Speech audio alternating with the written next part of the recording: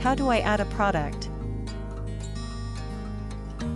To start adding a product, we will go into the Product section by clicking on the Products menu option in the Encore menu.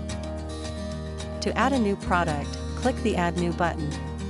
A blank product record will appear. The first thing to do is set the product code and description. We recommend setting the product code as an abbreviated version of the description that allows for quick searching. If you have a barcode scanner, scan the barcode for the product into the barcode field. This will allow you to scan the product when checking a client out to pull up the product.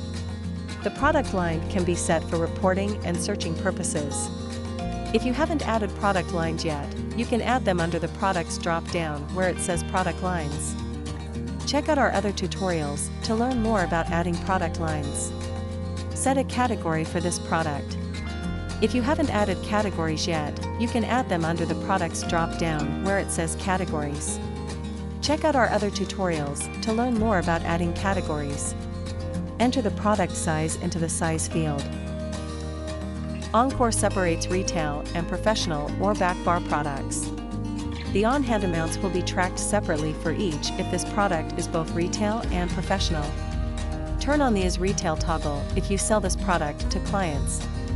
Set the amount you have under on-hand retail. Set the retail price for this product under the Sell field. If you have Encore set so that taxes are set on each individual product, enable or disable them here. You can change what taxes apply in the System area of the Encore menu.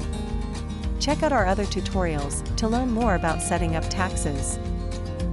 If this product is used as a professional product, toggle is Professional on. Set the Professional on-hand amount under On-hand Professional.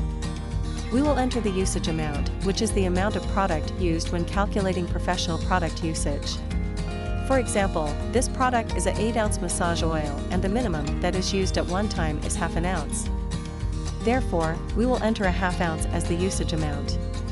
Under Professional Uses per unit, enter how many uses the product has until empty. Since our usage amount is a half ounce and the product is 8 ounces in total, our professional uses per unit will be 16. If you want to set an image for this product, you can do so under the Photo area.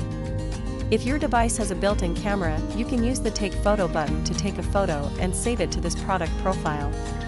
Otherwise, you can use the Choose File button to select a pre-existing photo on your device. Next, we will go to the Ordering Info tab. Set a vendor under the Select a Vendor drop-down. The vendor will be whoever you order this product from. If you haven't added vendors yet, you can add them under the Products drop-down where it says Vendors. Check out our other tutorials to learn more about adding vendors.